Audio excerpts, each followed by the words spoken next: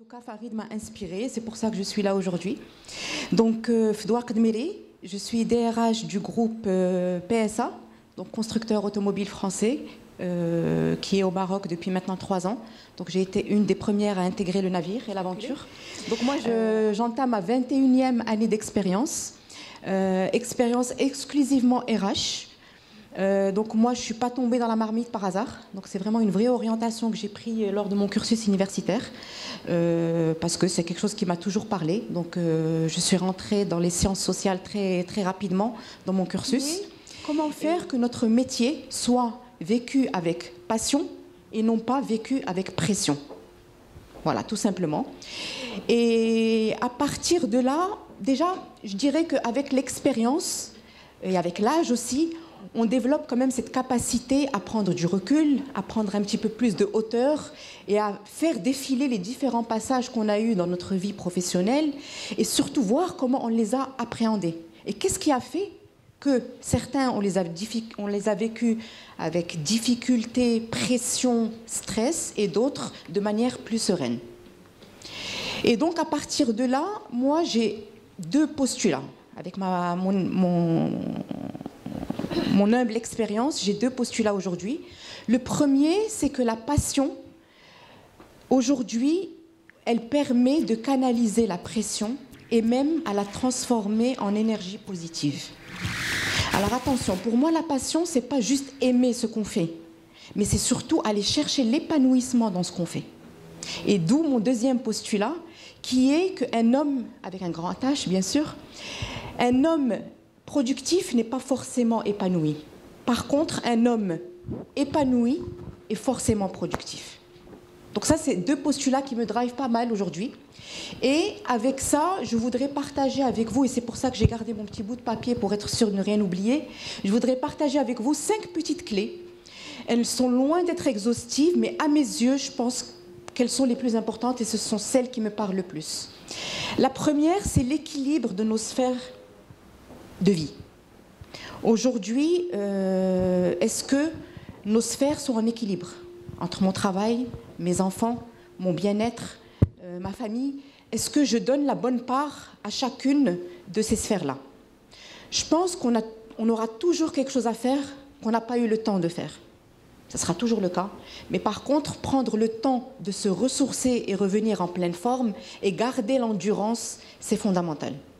Donc ça, c'était le premier point. Le deuxième point, il n'y a pas beaucoup de transition entre mes points, hein, mais c'est ce qui me parle à moi. Mon deuxième point, c'est l'intelligence émotionnelle. Là aussi, dans mon parcours et avec un peu de recul, je me suis rendu compte que on peut tous être emportés par nos émotions, qu'elles soient négatives ou positives. Après, comment être capable d'aller chercher celles qui vont être les plus énergisantes pour nous? Et quand je dis énergisantes, c'est aussi nous apporter l'équilibre dans nos relations interpersonnelles.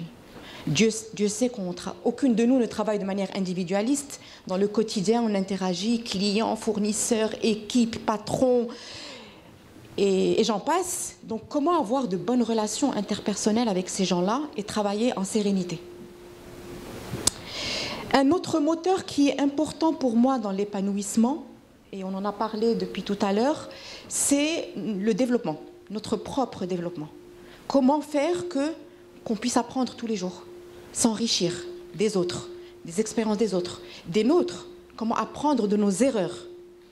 Et là aussi, ce que j'aimerais partager, j'en suis convaincue, c'est de ne pas attendre que ça vienne des autres.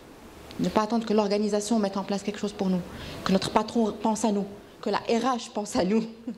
C'est vraiment se responsabiliser et être acteur de notre propre développement. Et ça peut aller de choses de très très simples dans le quotidien. Le 4e point, c'est ce que j'appelle moi le one team, c'est le collectif. Aujourd'hui, les relations au travail sont, je pense, quelque chose de fondamental. C'est ce qui fait qu'on se réveille de pied ferme le matin et qu'on y va en souriant malgré le trafic routier, la circulation. On arrive et on est content de commencer notre journée. Donc le one team pour moi est quelque chose de hyper important, de vraiment construire des relations et avoir un climat de travail qui soit très favorable. D'ailleurs, on parle beaucoup de QVT, qualité de vie au travail, et dedans, on retrouve pour moi en première position les relations professionnelles. La dernière chose, c'est le sens. c'est donner du sens finalement à ce qu'on fait. Encore une fois, pourquoi on se réveille le matin? Comment je contribue? Qu'est-ce que j'apporte? Donc je pense que ça c'est très important. Je pense qu'on est conscient qu'à un moment donné, on arrive à prendre du recul, à se poser cette question et à sortir un petit peu la tête du guidon en essayant de donner du sens à ce qu'on fait tous les jours. Alors, en conclusion, ce que je voudrais dire, c'est qu'avec tout ça, donc l'épanouissement, la passion, moi je pense que ça nous donne le sentiment, pas de travailler, mais de contribuer. Je trouve que c'est quelque chose qui est un vrai moteur. Et je finirai par le fameux I love my job, qu'on retrouve dans les hashtags, dans les réseaux sociaux, que j'adore et que j'essaye vraiment de porter au quotidien et de faire porter à mes équipes. Voilà. Merci.